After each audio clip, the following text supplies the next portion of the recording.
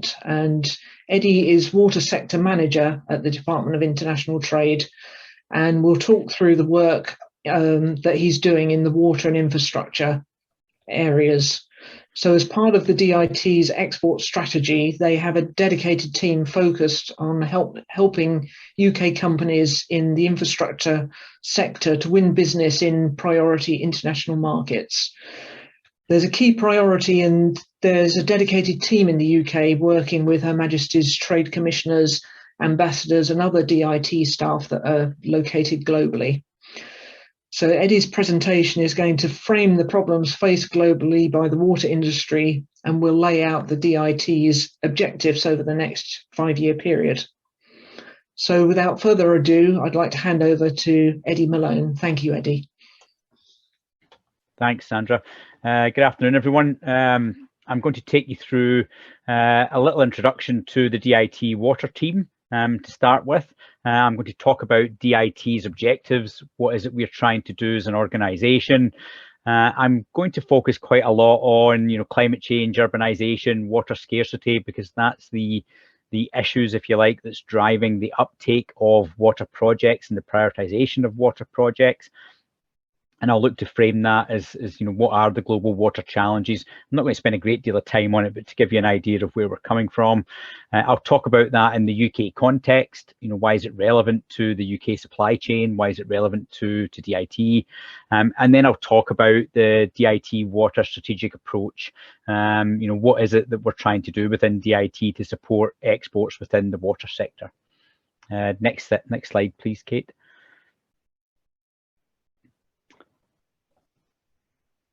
So, yep, there we are. So this is me. Now there's a big gap on the right there because obviously I lead on water, and I've got some support within the team, and then I work closely with our international colleagues. But the person I normally work closely with is a water specialist that we hire in from industry. And in the past, that's been someone from Atkins. We've had Mott MacDonald, we've had Arup, and so on. Last year, we had a man called Andy Blackhall from the Water Research Centre. So Andy worked with me for a year. He's gone back to WRC, where he's now the MD. And I continue to work closely with Andy. So I'm hoping that my new water specialist will start next week. And I work hand in glove with that person in order to look at what is it that DIT should and could be doing. And I've got that industry experience. So it's normally someone with 20 to 30 years experience. So we'll fill that in. Next slide, please. And this is just a slide that frames the wider infrastructure team that I'm part of, that Sandra mentioned. So we define infrastructure ourselves as airports, rail, built environment, mining, and then water. And then you can also see in this slide, it is a very complicated slide, but you can see the different global regions that we cover. And as Sandra said, we've split this into 9 regions run and managed by Her Majesty's Trade Commissioners. But you can also see that some of the overlapping issues, government-to-government agreements I'll touch on in a minute, consortia building, i.e. UK, and we've got other areas like finance and so on. So everything I'm looking to try and do within water fits within the larger approach for infrastructure. And there will be times where I might be off doing something in a particular market that's not relevant to the rest of my colleagues in infrastructure, and vice versa. Again, mining is a good example of that. It tends to be the markets for mining tend to be completely different to everywhere else. Next slide, please. So this is just the overview of DIT in general. What are our objectives? What is it we're trying to achieve as a department? So you'll all be aware that DIT did start around about 2016, and it was born because exporting and free trade agreements and investment into the UK all took a much higher priority because largely of Brexit. And so you'll see in the media, there's lots of free trade agreements that are currently being discussed and signed and so on. So that's a very big important drive of what we are doing as a department. Our 2 core roles that haven't changed when it was UKTI, our previous department name, and now we're DIT. The two main things we always did was help companies to export, and we looked to attract overseas companies to come and set up in the UK. So those two things continue. The additional things are things like free trade agreements, trade policy. These are areas that UKTI never got involved in because they were largely sorted out on our behalf by the EU, and BAYS were the main department that fed into that. So just to give you an idea of where's our strategy coming from. So Liam Fox, who was our previous Secretary of State, he set up the Board of Trade, or he reset it up. It goes back to Heseltine's time in the mid-80s. And that's now got various senior people, senior executives who've worked in industry or in finance for a long time, and they're helping DIT to frame what is it we should be doing internationally, how should we be doing it, what's the strategic priority. And you've seen there, I've got a bullet, they've announced plans that they'll publish quarterly reports on key themes in order to help DIT and industry to drive forward. So you can see things like clean growth is a major priority. Obviously, we've got COP26 coming up, green trade strategy. These are areas that are all a big focus, levelling up economy that you've heard of. And then something that's relatively new that's happened in the last 6 months, you'll have seen lots in the media about the government creating hubs away from London. So there's a massive English hub going into Darlington. Places like the Cabinet Office, who've always just been in London, will put people there. The Treasury, Foreign Office, etc. All these departments have largely been located in London. So there's going to be a huge government hub in Darlington. The Edinburgh hub opened last year, and it's going to expand to about maybe 300 to 1,000 people. There's going to be a Welsh hub and there'll be a Northern Irish hub. So that's quite a different way of doing it. But one of the main aims of this is to get closer to the supply chain so that we'll have DIT people in and around where companies are actually located, rather than all being London centric. Next slide, please. And this is just another slide that gives an example of a DIT overview that talks about the two main areas I mentioned: export and investment. Then there's trade policy.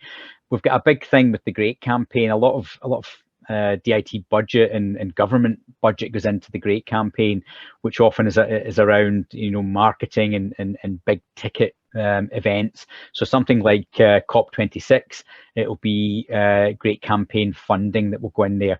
And the other area that I'm not going to talk too much about, but I can answer questions on it later, is UK export finance.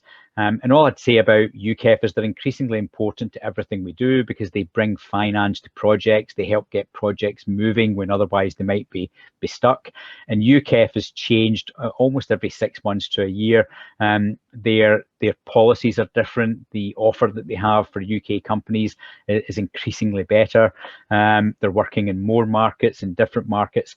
And importantly, UKEF are appointing people to work overseas as well, which is something they've never done. So they're in an expansionist drive as well.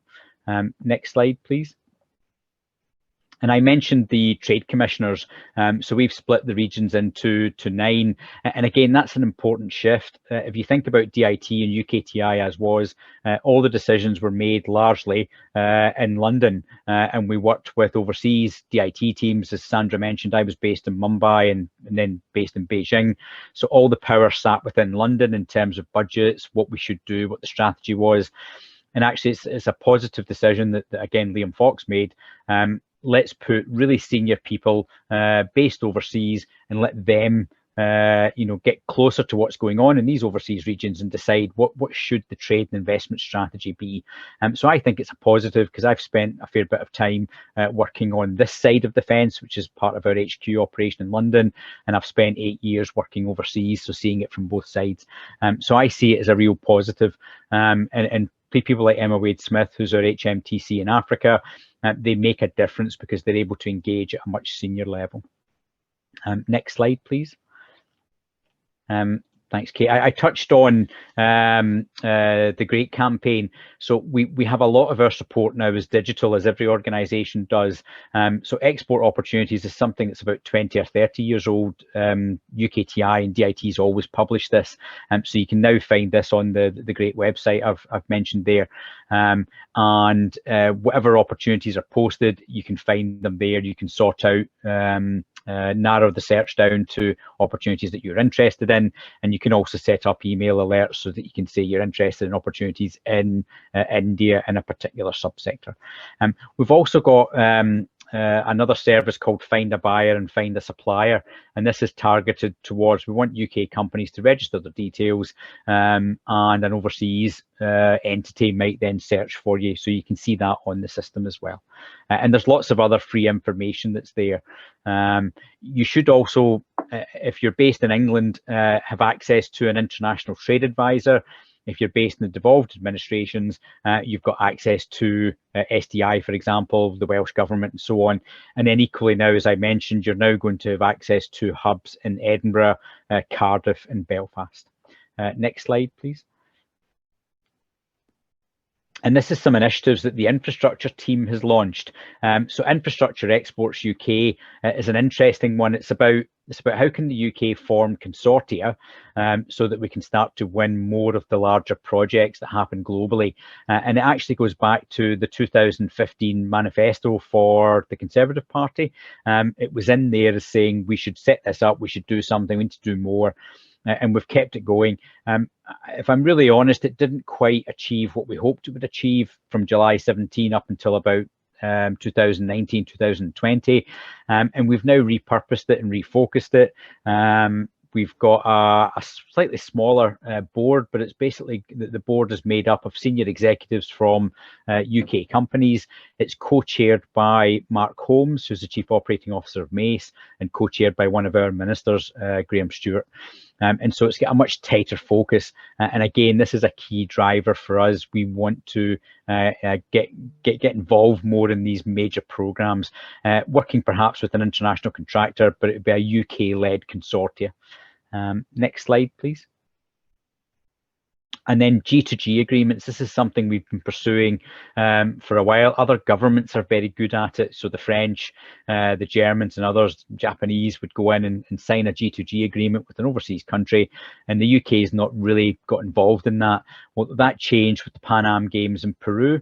Around about 2017, 2 years before the Games were due to be delivered, the Peruvians were really struggling to build all the infrastructure they needed for this, Pan Am Games in 2019. They didn't have the stadiums, they didn't have accommodation for the athletes, etc., and all the transport.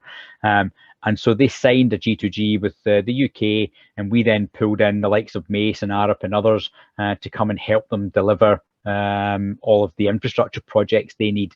So the Peruvians really like the model, so they've done a second G2G with the UK, and it's to do with the El Nino problems with flooding that they have. And there's anywhere between 5 and 30 billion of projects that's engaging there. So it's a priority across Whitehall, and we're actively looking at how do we take this as a model and do it in more countries. So we've got conversations that are happening, for example, in India, with South Africa and various other places. And some might end up being what you could possibly call G2G light, or others could be full G2G. But ultimately, we want government to be in, opening the door, and then using that to pull UK companies through behind. Next slide, please. So COP26, I'm sure you've all heard about COP26. It's going to be obviously a massive event. Obviously COVID has hampered things. It was due to take place last year. It's now going to be this year.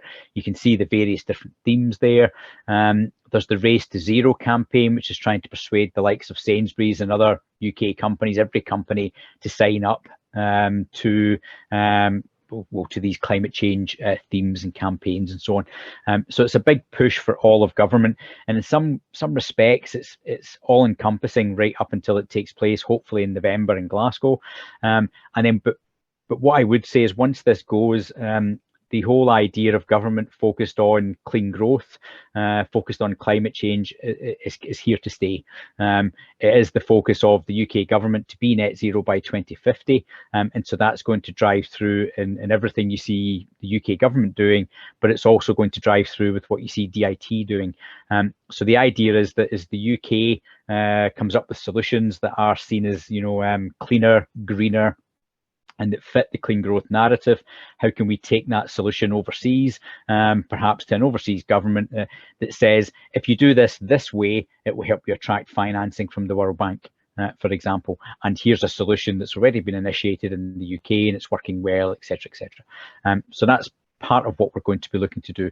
I'm working on some specific water activity at COP26, so I'm talking to the likes of HR Wallingford, the UK Water Partnership, the CEH, Centre for Ecology and Hydrology, people like Arup and Atkins and so on, to look at what might we do at COP26 as a water event. No, I can't really say much just now. It's going to be ongoing over the next couple of months till we get something tied down, but hopefully there'll be a specific water event. Next slide, please, Kate. So just going to now go on and start talking about the water problem and why we see it as a priority within DIT, why it's my role to look at the water sector. Next slide, please. This is a slide that I use whether I'm talking to UK companies or I present similar versions of this presentation to overseas entities. At times it could be an overseas government, overseas water utilities, but this is to explain why is DIT interested in it, and there's lots of different reasons. This is the Water Risk Atlas that I'm sure some of you are familiar with. Obviously, the redder the country, the more at risk in terms of water scarcity, and you can see there's lots of priority markets that we have as an organisation. But the very first point there is that the reason water is a priority for us is it's the combined effects of climate change is causing water problems. There's growing populations, and then there's growing city populations with urbanizations, and then you've got rising incomes, so you get more apartments built, etc., more housing, needs more water and more sanitation, etc., etc. And then supply can become more erratic and uncertain depending on where you are. Egypt is perhaps Egypt's in fact a great example because they've got 90% reliance on the Nile, and then the Nile is coming from Ethiopia and goes through Sudan before it gets to Egypt, so you've got issues there. And then to frame it in a slightly different context, this is a World Bank report that I found a couple of years ago that talks about the impact on GDP, and this is something that we try and do when we're talking to overseas governments.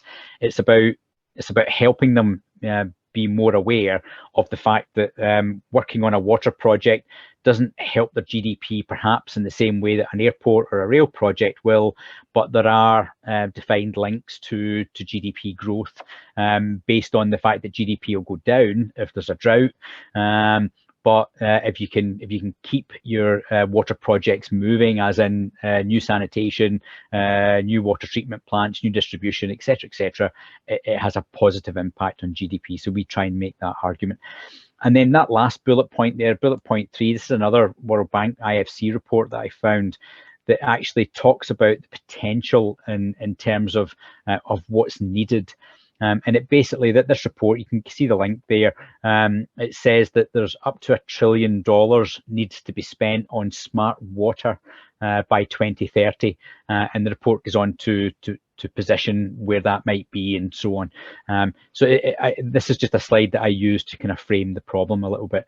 Next slide, please.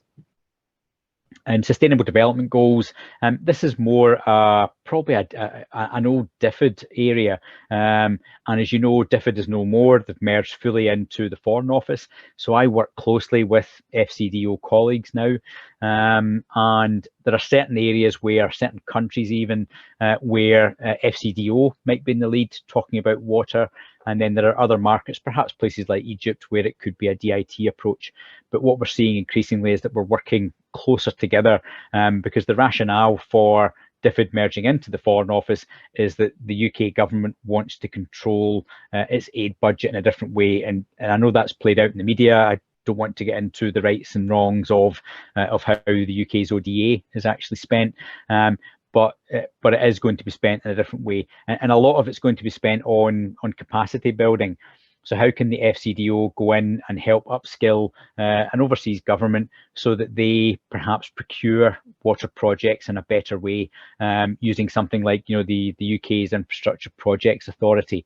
They've got this thing called a 5-case model, and they go and teach overseas government officials how to manage a project using the 5-case model. And the IPA have been heavily involved in things like Thames Tideway, for example. Next slide, please. So, and this is just something I use to frame, particularly when I'm talking to an overseas government, it's trying to explain that climate change isn't just something that's happening in African countries or warm countries. There is predicted problems in the UK with climate change, and this is a project you might have come across. Met Office, DEFRA, whole sorts of different organisations came together. UK climate predictions, and I like this because it produces predictions. I think, if I remember right, 2061 to 2080. Showing what the likely rainfall patterns will be in that period. And the good thing is that our water utilities across the UK are using this data already. So it's going into their planning, so that they know what assets they might need. And this is important when we're framing the conversation with an overseas government to say, we also have problems with climate change, but here's what we're doing to tackle it. Next slide, please. And this is a speech I get a hard time from some of my DIT colleagues for keeping showing the shark. But you might have seen Sir James Bevan, who's the Chief Executive of the Environment Agency, and he gave a speech in March 2019 that was picked up by Breakfast TV and the media and everyone else, which was a really good thing. And it was all about saying that if we do nothing in 25 years, probably parts of east of England and south of England will run out of water, because the demand with the growing population in the UK will increase. With those climate predictions I mentioned, we'll get to a point in time where we'll start to run out. And so this is again good for saying to overseas organisations, look, we have issues ourselves. We are actually looking to tackle this. Next slide, please. And this is just an example. Again, I use this slide overseas, and it should be familiar to most UK companies, but it's just to give an example of how the UK government is very good at regulation. And one of the things that we don't do enough is we don't take advantage of the regulatory diplomacy and the advantage we could get from that. And I've put it there in brackets in this slide. So that's something that we're going to try and do in the coming years. How do we get better at involving the likes of DEFRA, Environment Agency, SEPA up in Scotland, the Welsh Government, Northern Irish Government? How can we get them much more involved in not directly supporting exports, but overseas governments want to learn how does the UK regulate to deliver positive outcomes, because that's one of the things that we're very good at doing. And then you can see the other, when I talked about COP26 earlier, the one thing that I'm really pleased about is that the UK's or the English water sector is committed to be net zero by 2030, which is way ahead of some of the other, what's way ahead of the government. Government's going to be net zero by 2050. And so this is a key commitment, and it's a key commitment because the likes of Anglian, United Utilities, all these water utilities will have to change how they do things. There are certain easy things they can do in order to be net zero by 2030, but there's a lot of hard decisions that will have to be made. And so they've made that public commitment, which is really pleasing. And again, part of my role is how do I capture what the UK supply chain are doing, because it's the UK supply chain that are delivering for Anglian. How do I capture what those solutions are? And then how do we go to, I don't know, an Egyptian government, an Ethiopian government and say, here are some solutions that are, I don't know, more energy efficient, produce less CO2 or whatever the solution might be. Next slide, please. And this is a slide that just sets, if you like, the relationship model and where I sit and how we try and work with people. So you can see there, right in the middle is the water team. So pretty much that's just me and the water specialist I mentioned earlier. But you can see I've got other sector teams. So for example, there's a smart cities sector team that just look at smart cities. So I work with them within DIT, so that's upwards. Going along to the left, the UK regions, I mentioned the regional hubs. We obviously link into the supply chain. And then we've got the regions, HMTC regions down below. So I've got lots of monthly catch-up calls with colleagues in Africa, Turkey, out in Latin America, the Middle East, etc. And it's just about keeping the conversation going so that I'm giving them the strategic insight that they need to go and have conversations. And you can see there all the various industry bodies that we work with. And obviously I've put the Pipeline Industries Guild there. But people like SciWem, whose Flood and Coast event takes place next week. Again, I'm trying to talk to them about how to make that a more international event. I work closely with British Water, and probably the other one is the UK Water Partnership I work closely with, and I'll talk more about that in a moment. But you can see there's lots of different bodies. Steve Kay at Acquia, I've got a monthly catch up with Steve because again he's involved in the innovations that are coming out of the UK, the Off-Water Innovation Fund and other things. So if there's a good new solution in the UK, how do we quickly get it to an overseas entity that might be interested in that? Next slide, please.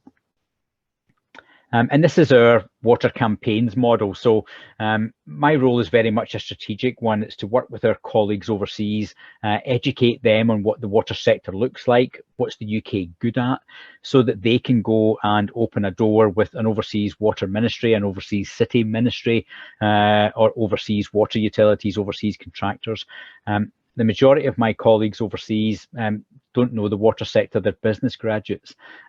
So part of my role in the water specialist role that works with me is to educate them on what do we mean by digital water, what do we mean, what is sludge, what is sludge, how can you make how can sludge be an asset and not just a waste product. So that's part of my role. Is to educate them, and one of the ways we're doing it is we've decided to focus on 3 high-level strategic areas, and those are net zero water, water resilience, and digital water. And the idea is that we want to develop UK offers for all of these areas. So what do we mean by saying the UK's capability in a net zero water context? So we'll try and frame what that means. Water resilience can be a bit of a catch-all because it's flooding, it's asset management, it's water networks, it's water treatment, wastewater treatment, and then digital water is all the different digital solutions. So the UK Water Partnership I mentioned earlier, they've got working groups looking at those 3 areas, and they've already published a digital water paper, and there should be a water resilience and a net zero paper will come out, and that will have a bit of a UK offer within it. Something else that the UK Water Partnership are doing is they've launched a UK Water Capability Directory, which I'd encourage you all to register on. You can see the link just there, and it'll allow you to A, register your details, B, upload case studies that basically tells me and my DIT colleagues overseas what you're good at. And that's important because it helps us then go and open doors overseas. Next slide, please.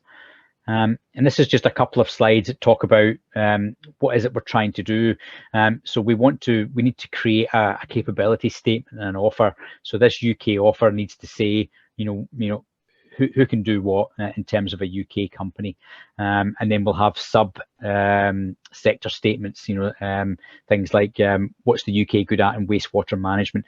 It's never designed to be all encompassing. We can't create an offer for water that lists every single company, but it's just to give an idea. It's something that we want our DIT overseas teams to have, so that they can go in open markets. The other component to this strategic approach is that we need to have priority markets, and I'll touch on that in a moment.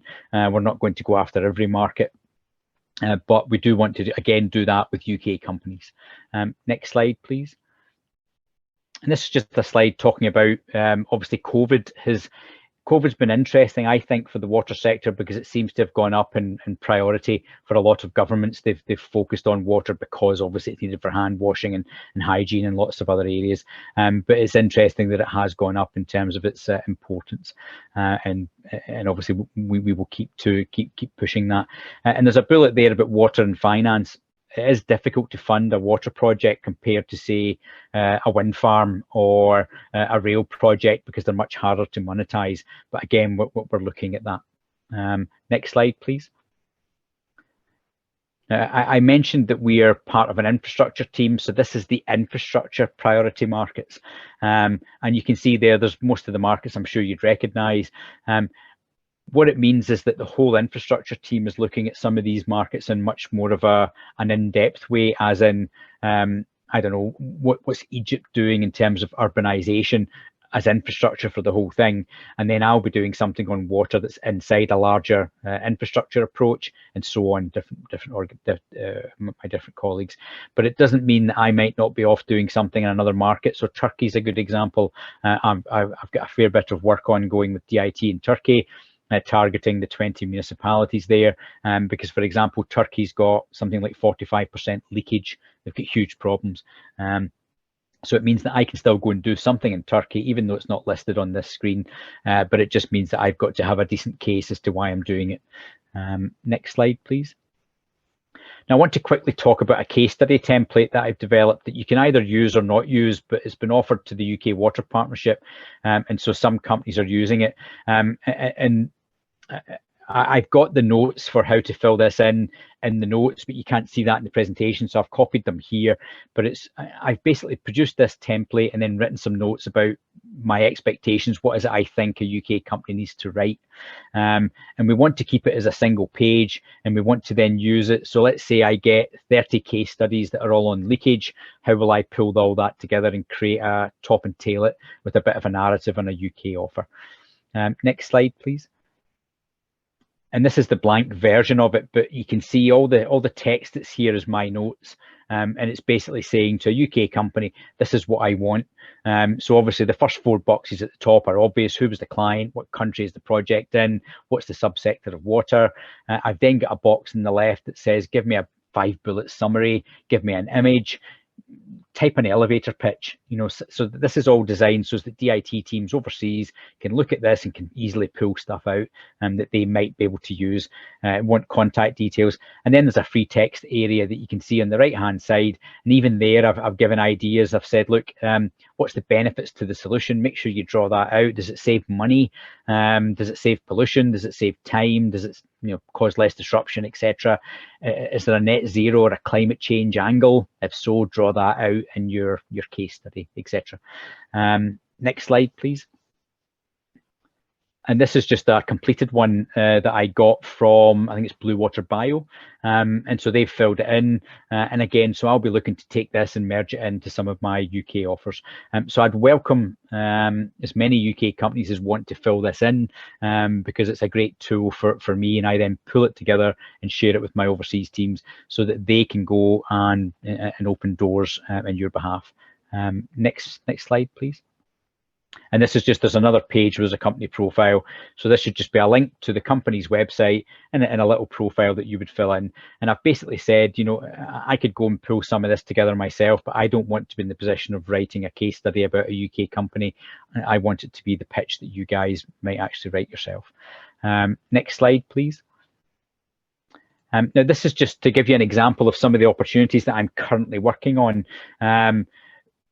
We're expecting to do more in Africa. We commissioned some research, and we ended up getting the Water Research Centre to write this research for us after a small procurement exercise. And we asked them to look into what are the water priorities of 7 Africa governments, and how the different governments structured for water. Why do they see it as a priority, etc., etc.? And then what projects do they have that's coming to market, so that we can have a better idea of what we should be doing in Egypt or Ghana or South Africa, etc. So that report's available, and I'm happy to share that with any UK company that's interested in it. And I can do that after this call. I'll have a chat with Sandra and some others. So I've not listed everything, but I've got lots of conversations ongoing, and most of the conversations are around how do we set up round tables with overseas decision makers, where I can pull in perhaps some trade associations and or some water companies to get involved in a problem solving type of conversation, so that we're helping, say, parts of an Indian city government or an Indian water utility discuss what potential solutions there might be for, I don't know, sewage treatment, or the latest on sewage treatment. So I've just given some examples in this slide there.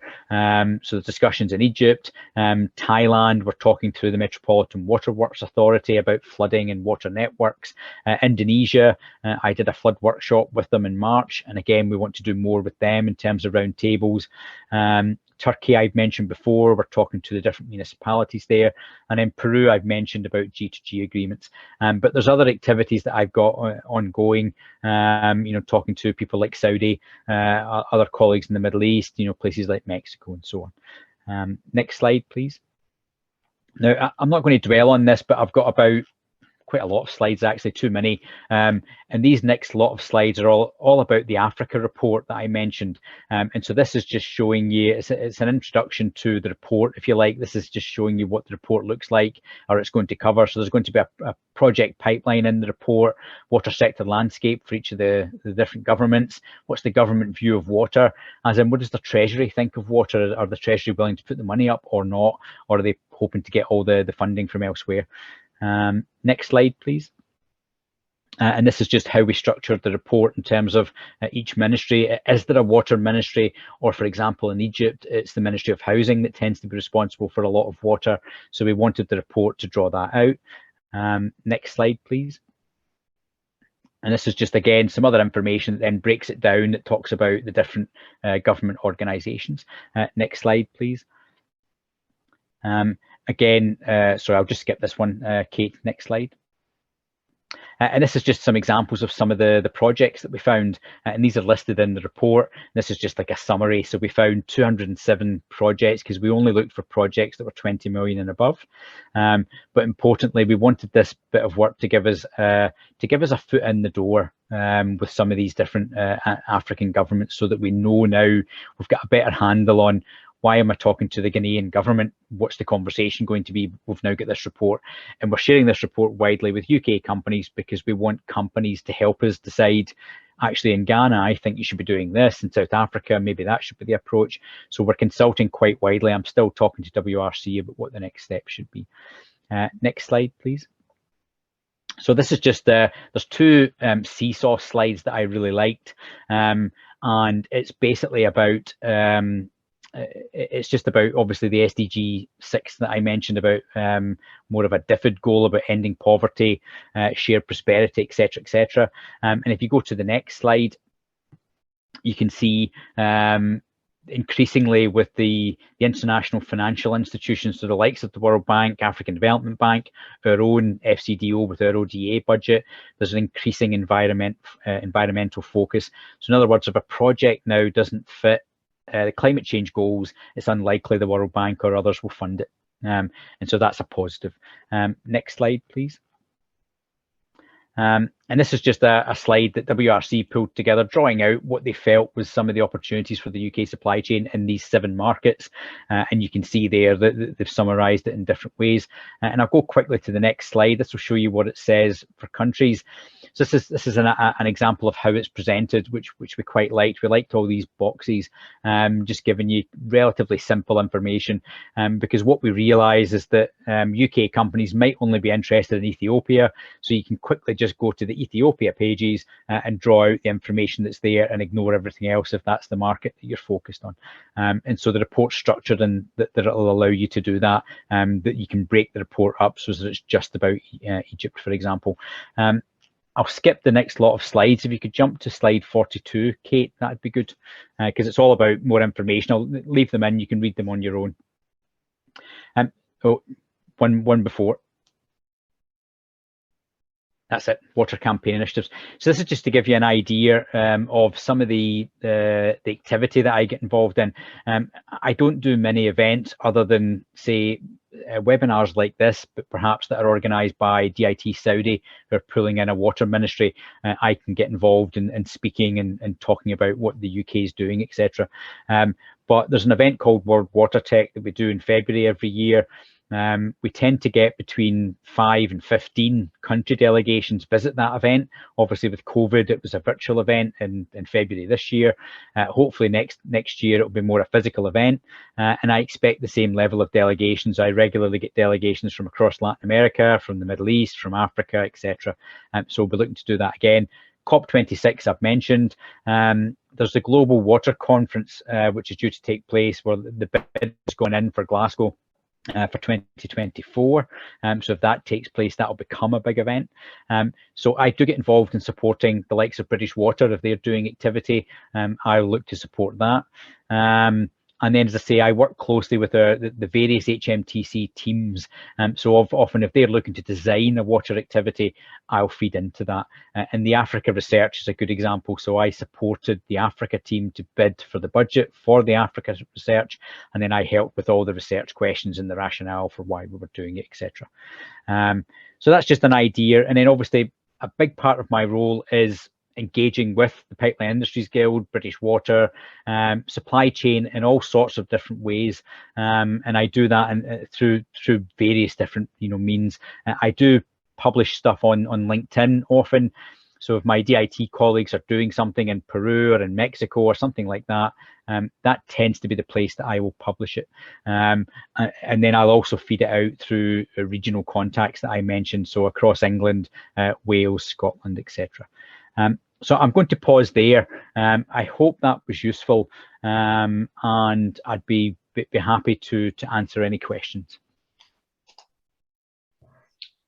That was great. Thank you very much, Eddie. You certainly covered a lot of material there, and I'm sure there's a lot for people to think about.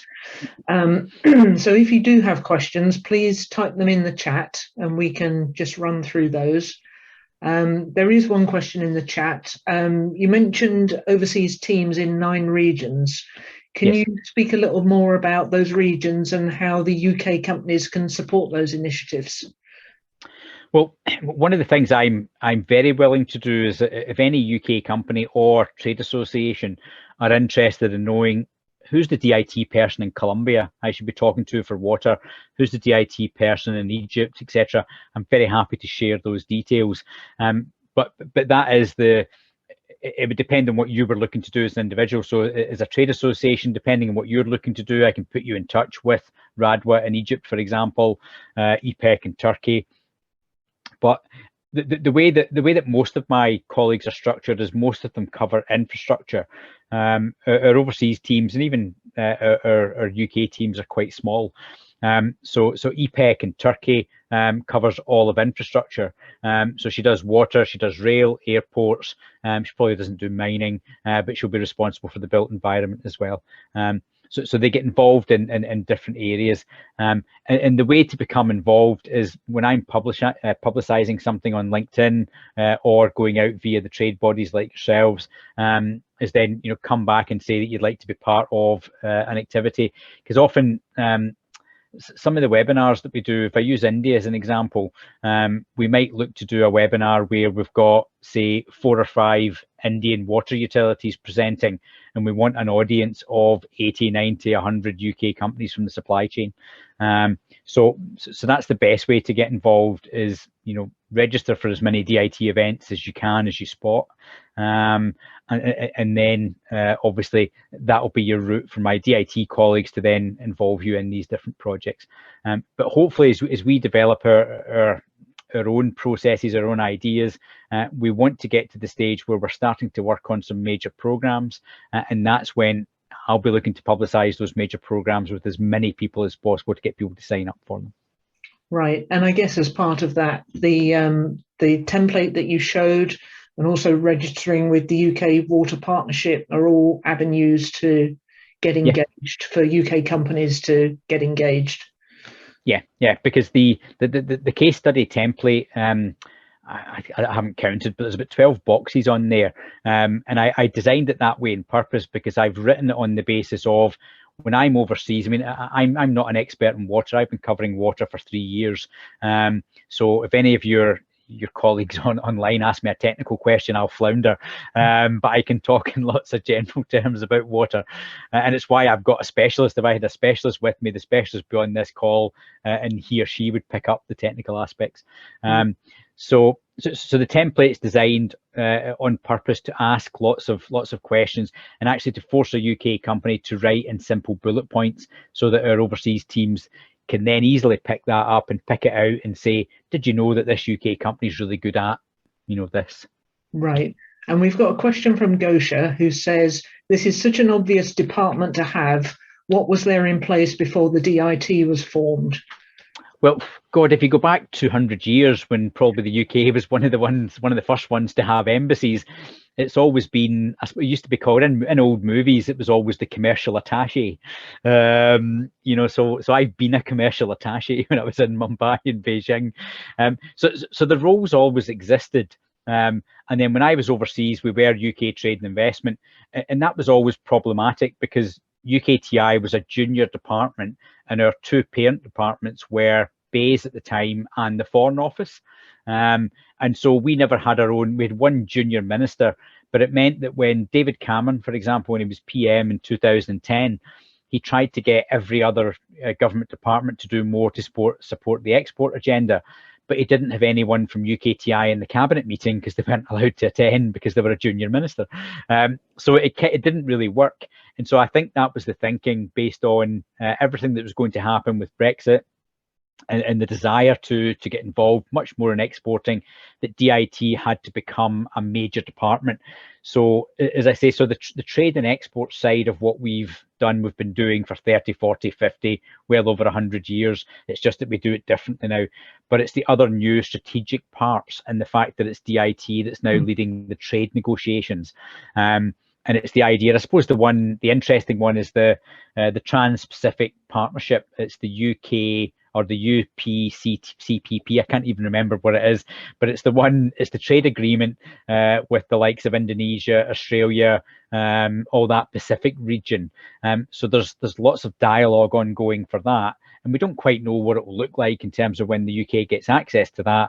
But the theory is that it improves trade between the UK and all of those countries. So that's an example of something that we do now that we didn't do when we were UKTI. UKTI was very much just trade and investment. Right. That's great. Thank you. So yeah, if you've got more questions, please type them in the chat. Whilst we're just waiting a moment, I'll tell you a little bit about what the Pipeline Industries Guild event's coming up. Next Tuesday, the 29th of June, the Wales and West branch have their paper competition, and Adam Wynne Hughes is the keynote speaker for that, so that would be worth looking at. 29th of September, the Northern branch have their karting event, and this is actually going to be the first face-to-face event that's taken place since March last year, so that's quite exciting. And then, of course, National Dinner next year, 8th of March 2022 at the Grosvenor House Hotel. We'll be looking forward to getting back and seeing people in person. So there don't seem to be any further questions, so unless somebody is typing madly at the moment, I'll just take this opportunity to thank Eddie very much for his very interesting presentation today. It's certainly given us a lot to think about, and as I say, you covered an awful lot of information. So if you do have questions arising that you think of later, please either contact Guild HQ or you can contact me and we can get in touch with Eddie and get those answered. So if there's no further questions, I'd just like to thank Eddie once again and just call the meeting to a close. Thank you, Eddie. No worries. Thank you.